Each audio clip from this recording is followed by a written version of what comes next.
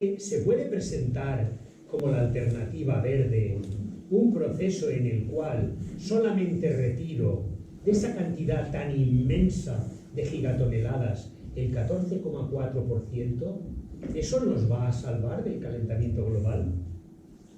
Pues hombre, ya os dejo que lo contestéis, ¿no? Cuidado, que aquí en este ahorro no he contado la cantidad de emisiones enormes que hay también en una planta, porque aquí estamos hablando del transporte de los residuos. Aquí tenéis el tema de dónde van a venir los residuos, ¿no?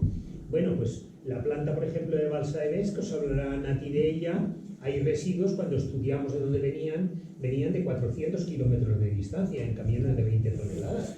Eso es una dependencia del combustible fósil inmenso. Y aquí no lo hemos contado. La energía gastada por la planta en los procesos, el calentamiento del biogestor, la esterilización, trituradores, agitadores, bombas, etcétera, etcétera, etcétera, ¿no?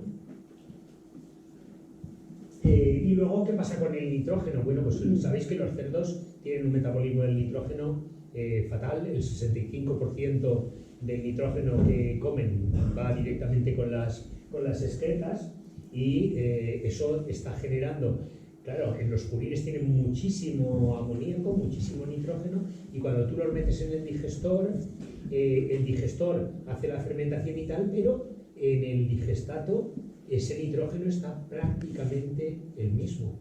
Y que tú, si ese digestato que has obtenido en purines lo tiras al campo, vas a tener el mismo problema de contaminación.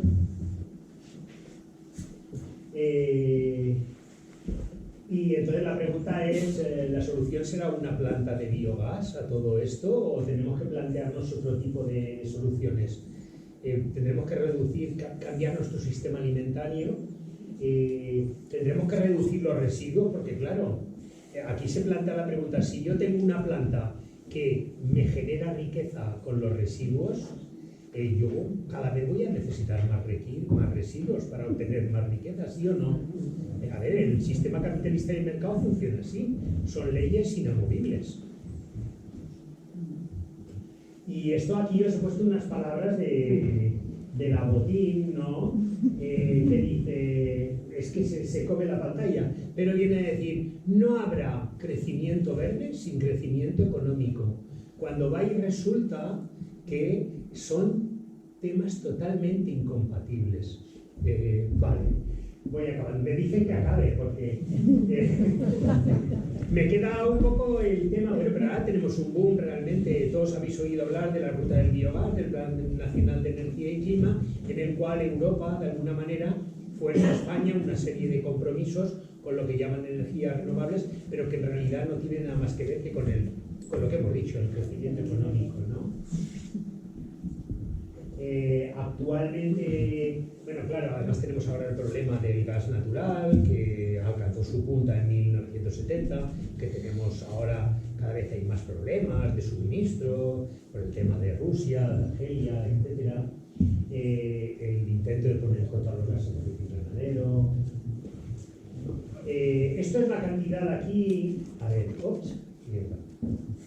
Perdón. A ver. Esto es la cantidad. ¿Dónde está? Aquí, el cursor. Esto es la cantidad de gas natural que se consume anualmente en España, en teravatios, ¿vale? Es una cantidad ingente. En el mejor de los escenarios, solamente con biogás sería imposible cubrir. Claro, la patronal dice que se puede llegar a cubrir hasta un 163 teravatios, pero eso es una ensoñación. Y luego Serigas habla de que es la que habla de 160 teravatios y la que hace un gráfico de dónde se podrían obtener, y la que nos dice que para esto habría que crear 2.326 nuevas plantas de biogás. Y a Castilla y León, que en vuestro caso le correspondería un número de 520 plantas de biogás. Es decir, que no os quejéis que no os ha puesto ni la centésima parte de lo que quieren poneros, ¿eh? Y luego, bueno, aquí se está creando una burbuja brutal, es decir, todas las grandes energéticas al amparo de las subvenciones del dinero europeo, y realmente a que la industria requiere este biometano, pues han lanzado a invertir, y lo que al principio eran pequeños grupos empresariales, ahora son los monstruos. Son Repsol, Recanosa, grupos inversores de Dinamarca. La industria que nos lleva al colapso climático ahora nos va a salvar de él. Y Repsol ahora se ha vuelto verde. Pues eso. ¿Por qué hemos llegado a este problema con los residuos y la contaminación? ¿No habían habido otras soluciones para los residuos? Evidentemente sí, pero cuando no era rentable a nadie le interesaban. Ahora, y vais a ver las declaraciones, y las tengo aquí. Bueno, esto es el gráfico de distribución de la energía previsto hasta el 2050. Como veréis, lo que hay aquí en este recuadro es las energías fósiles, y como veis, hasta el 2050 la Agencia Internacional de Energía prevé que sigan creciendo. Entonces, ¿qué moto me estás vendiendo de la energía verde? Si resulta que la energía verde se está utilizando para mantener el ritmo de crecimiento económico, no para limitar las emisiones de gases de efecto invernadero.